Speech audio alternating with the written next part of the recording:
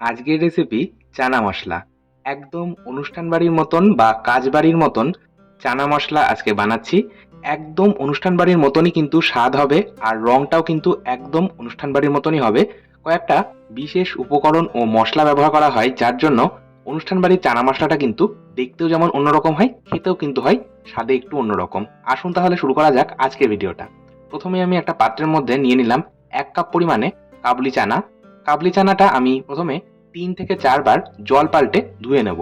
অবশ্যই যেকোনো রকম ডাল, ছোলা, মটর যাই রান্না করুন না কেন, অবশ্যই ভেজানোর আগে ধুয়ে নেবেন, কারণ এর মধ্যে কিন্তু প্রচুর ময়লা থাকে। এখন আমি এই কাবলি চানাটা ভিজিয়ে রাখবো ওভারনাইট। আমি এখানে ৮ ঘন্টা এই কাবলি চানা ভিজিয়ে রেখেছি। ৮ ঘন্টা পর আমি দেখাচ্ছি, দেখুন কতটা সুন্দরভাবে ফুলে উঠেছে। চলে যাচ্ছি নেক্সট স্টেপে। একটা সসপ্যানের মধ্যে দিয়ে দিলাম ১ কাপ পরিমাণে জল। জলটা প্রথমে আমি হাই ফ্লেমে গরম করে নিলাম।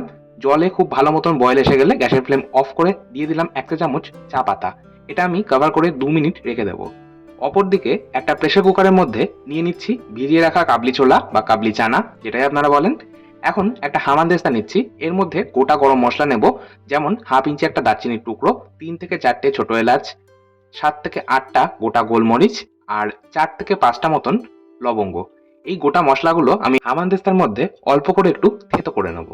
এখন আমি প্রেসার কুকারটা আবার নিয়ে নিলাম। এবার যে মশলাটা আমি থেতো করে নিলাম, সেই গোটা গরম মশলাটা দিয়ে দিলাম এই কাবলি চানার মধ্যে। এরই সাথে আমি একটা তেজপাতা ফাটিয়ে নিয়ে দিয়ে দিলাম। এখন এরই সাথে ব্যবহার করছি ১ চা চামচ লবণ, 1/4 চা চামচ বেকিং সোডা বা খাবার সোডা। খাবার সোডা ব্যবহার করা হলে এই চানা বা ছোলা কিন্তু খুব সুন্দরভাবে নরম হয়, আর খুব দ্রুত নরম হয়। আর কাবলি চানার কালারটাও কিন্তু একটু অন্যরকম হয় বা একটু কালচে রঙের হয়। এর সাথে দিয়ে দিয়েছি ১ চামচ তেল, আর যে লিকার চাটা আমি ভিজিয়ে রেখেছিলাম সেটা ছেঁকে নিয়ে দিয়ে দিলাম। এর সাথে আমি ৪ কাপ পরিমাণে জল দিচ্ছি। ৪ কাপ বলতে যে কাপ মেপে আমি ছোলা নিয়েছি, সেই কাপ মেপেই কিন্তু আমি জলটাও ব্যবহার করছি। আর জলটা একটু বেশি পরিমাণে এখানে ব্যবহার করতে হবে, কারণ এই জলটা দিয়ে কিন্তু আমরা পরবর্তীতে সম্পূর্ণ রান্নাটাই করব। এখন প্রেসার কুকারটা আমি একদম হাই ফ্লেমে বসিয়ে দিলাম। এখন একদম হাই ফ্লেমে ৩টে হুইসেল বা ৩টে সিটি পড়া পর্যন্ত অপেক্ষা করব। ৩টে হুইসেল পড়ে গেলে গ্যাসের ফ্লেমটাকে আমি একদম লোতে করে নিলাম, আর লোতে রেখে আমি এটা ৫ মিনিট কুক করব। ৫ মিনিট পর গ্যাসের ফ্লেম অফ করে দিলাম। কুকারের স্টিমটা সম্পূর্ণ রিলিজ হোক। চলুন ততক্ষণে আমরা বাকি প্রিপারেশনগুলোও নিয়ে ফেলি। একটা গ্রাইন্ডিং জারের মধ্যে নিয়ে নিচ্ছি ১ ইঞ্চি আদা। আদা খোসা ছাড়িয়ে আমি ছোট করে কুচিয়ে রেখেছি। এর সাথে ৬ থেকে ৭ কোয়া রসুন নিচ্ছি, আর আমি নিলাম ৭ থেকে ৮টা কাঁচা লঙ্কা। ঝালটা অবশ্যই নিজেদের স্বাদ মতন দেবেন। এবার সম্পূর্ণ জল ছাড়া এটা আমি গ্রাইন্ড করছি। দেখুন এই মশলাটা একটু আধ বাটা মতন করতে হবে, একদম মিহি পেস্ট কিন্তু আমরা করব না, এই জন্যই কোনো রকম জলের ব্যবহার করছি না। এবার একটা মাঝারি সাইজের টমেটো নিয়েছি। এই টমেটোটা আমি এইভাবে গ্রেটারে গ্রেট করে নেব। আপনারা চাইলে কিন্তু টমেটোটা একদম মিহি করে পেস্ট করে নিতে পারেন। চলে যাচ্ছি পরের স্টেপে। এখানে আমি আজকে আলু ব্যবহার করব। চানা মশলায় একটু আলু ব্যবহার করলে বেশ ভালোই লাগে। অনেক অনুষ্ঠান বাড়িতে করা হয়, আবার অনেক কাজ বাড়িতেই আলুর ব্যবহার করা হয় না। তবে আলু যদি আপনাদের ব্যবহার করতে ইচ্ছে না হয় তাহলে করবেন না। আলুটা আমি খোসা ছাড়িয়ে রেখেছিলাম। এখন আমি আলুটা এইভাবে একটু চৌকো করে টুকরো করে নিলাম, আর জলে ভিজিয়ে রাখলাম। এখন একটা মশলার পেস্ট বানাচ্ছি। তার জন্য একটা বাটির মধ্যে নিয়ে নিলাম 1/2 চা চামচ ভাজা ধনে গুঁড়ো, 1/2 চা চামচ ভাজা জিরের গুঁড়ো। গোটা ধনে বা গোটা জিরে আমি শুকনো কড়াই বা তাওয়াতে একটু ড্রাই রোস্ট করে নিয়েছি, তারপর সেটা গুঁড়ো করে নিয়ে ব্যবহার করছি। এর সাথে রঙের জন্য 1/4 চা চামচ হলুদ গুঁড়ো, 1/2 চা চামচ কাশ্মীরি লঙ্কার গুঁড়ো দিলাম, আর দিলাম 1/4 চা চামচ গরম মশলার গুঁড়ো, আর দিলাম 1/2 চা চামচ আমচুর পাউডার। এর সাথে আমি 3/4 চা চামচ অর্থাৎ পৌনে 1 চা চামচ লবণ দিচ্ছি। লবণটা অবশ্যই স্বাদ মতন দেবেন। এবার খুব সামান্য পরিমাণে একটু জল দিয়ে এটা একটা পেস্ট বানিয়ে নিলাম। আমাদের সমস্ত রকম প্রিপারেশন নেওয়া হয়ে গেল। যে কোনো রকম রান্না করবার আগে যদি সমস্ত রকম প্রিপারেশন এইভাবে আগে নিয়ে রাখা হয়, তাহলে রান্না কিন্তু হতে একেবারেই সময় লাগে না। অপরদিকে কুকারের স্টিম সম্পূর্ণ রিলিজ হয়ে গেছে। আমি ছোলাটা দেখিয়ে দেবো কেমন সেদ্ধ হয়েছে। দেখুন ছোলা কিন্তু খুব সুন্দরভাবে নরম হয়েছে, একদমই গলে যায়নি, আবার পারফেক্টলি সফটও হয়েছে। চলুন এবার রান্নাটা শুরু করা যাক। কড়াইয়ের মধ্যে দিয়ে দিলাম ৪ টেবিল চামচ পরিমাণে সর্ষের তেল।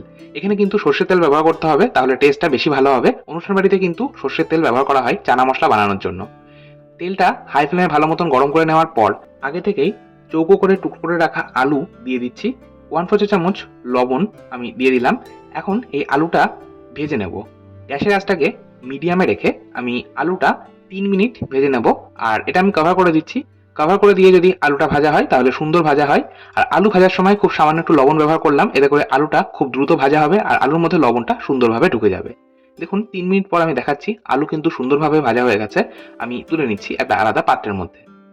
এখন কড়াইয়ের মধ্যে যে তেলটা রয়ে গেল ওর মধ্যেই ফোড়ন হিসেবে ব্যবহার করছি একটা ফাটিয়ে নেওয়া তেজপাতা, একটা ফাটিয়ে নেওয়া শুকনো লঙ্কা, একটা থেতো করে নেওয়া বড় এলাচ। এই সাথে ব্যবহার করব একটা জয়িত্রীর ফুলের অর্ধেকটা। জয়িত্রীর ফুলটাকে আমি এইভাবে হাত দিয়ে ভেঙে নিয়ে তারপর ব্যবহার করছি। এই সাথে হাফ চা চামচ মৌরি ব্যবহার করছি। অবশ্যই এই রান্নাতে ফোড়নে কিন্তু মৌরি ব্যবহার করতেই হবে। এই সাথে হাফ চা চামচ কাসুরি মেথি ব্যবহার করছি। এবার এই গোটা মশলাটা আমি 15 থেকে 20 সেকেন্ড মিডিয়াম আঁচে নাড়াচাড়া করে নেওয়ার পর দিয়ে দিচ্ছি আগে থেকেই দুটো মিডিয়াম সাইজের পেঁয়াজ, যেটা আমি একদম মিহি করে কুচিয়ে রেখেছি। পেঁয়াজটা আমি 2 মিনিট গ্যাসের আঁচ মিডিয়ামে রেখে ভেজে নিলাম। এবার আদা, কাঁচা লঙ্কা আর রসুনের যে আধবাটা পেস্টটা বানিয়েছিলাম সেটা দিয়ে দিলাম। এই আদা, কাঁচা লঙ্কা, রসুনের আধবাটা পেস্টটা দেওয়ার পরও আরও 1 মিনিট মিডিয়াম আঁচে নাড়াচাড়া করে ভেজে নিলাম। তারপর দিয়ে দিচ্ছি আগে থেকেই বানিয়ে রাখা টমেটো পিউরি বা টমেটো পেস্ট। আর জলে গোলা মশলাটাও কিন্তু এই পর্যায়ে দিয়ে দিলাম। গ্যাসের আঁচটাকে আমি মিডিয়ামে রেখেই এটা আমি কষিয়ে নেব। 3 থেকে 4 মিনিট সময় ধরে মশলাটা কষাচ্ছি। দেখুন মশলার কালারটা চেঞ্জ হয়ে গেছে আর মশলা থেকে তেল রিলিজ হতে শুরু করেছে। এই পর্যায়ে আমি দিয়ে দিলাম আগে থেকে ভেজে রাখা আলু, আর দিয়ে দিচ্ছি ওই যে চানা বা ছোলাটা সেদ্ধ করে রেখেছি সেই চানা বা ছোলাটা। আর এই পর্যায়ে কিন্তু আমি শুধুমাত্র ছোলাটাই ব্যবহার করছি, ছোলা সেদ্ধ জলটা কিন্তু ব্যবহার করছি না। এবার আলু আর ছোলা মশলার সাথে মিশিয়ে নেব আর আরও মিনিট 3 সময় ধরে কষিয়ে নেব গ্যাসের আঁচটাকে মিডিয়াম টু হাই ফ্লেমে রেখে। সম্পূর্ণ 3 মিনিট আমি আলু আর চানা বা ছোলা কষিয়ে নিলাম। দিয়ে দিলাম এইবার জল। জল বলতে এখানে কিন্তু অন্য কোনো রকম জল ব্যবহার করব না। ওই যে চানা স্টক রয়েছে, মানে চানা সেদ্ধ যে জলটা রয়েছে সেটাই কিন্তু আমি সম্পূর্ণটা দিয়ে দিলাম। এবার সমস্তটা একবার মিশিয়ে নিয়ে গ্যাসের ফ্লেমটাকে হাই ফ্লেমে রেখে কভার করে এটা জাস্ট 3 থেকে 4 মিনিট কুক করলাম। এবার সম্পূর্ণ 4 মিনিট পর আমি ঢাকা চাপা সরিয়ে নিয়েছি। দিয়ে দিলাম হাফ চা চামচ চিনি। অবশ্যই সবশেষে সামান্য একটু চিনি ব্যবহার করার চেষ্টা করবেন। চিনি যদি ব্যবহার করা হয় রান্নার স্বাদ কিন্তু ব্যালেন্স হবে আর রান্নার স্বাদটা কিন্তু আরও বেড়ে যাবে। সমস্তটা মিশিয়ে নিয়ে গ্যাসের ফ্লেম অফ করে 10 মিনিট স্ট্যান্ডিং টাইমে রাখলাম কভার করে। এখন 10 মিনিট পর পরিবেশন করছি। গরম গরম এই চানা মশলা রুটি, পরোটা, নান, লাচ্ছা পরোটা যে কোনো কিছুর সাথে খেতে কিন্তু অসাধারণ লাগে। আজকের মতো এই পর্যন্তই। আবার চলে আসবো নতুন কোনো ভিডিও নিয়ে, নতুন কোনো রেসিপি নিয়ে। আপনারাও সঙ্গে থাকুন, ভালো থাকুন, সুস্থ থাকুন। ধন্যবাদ।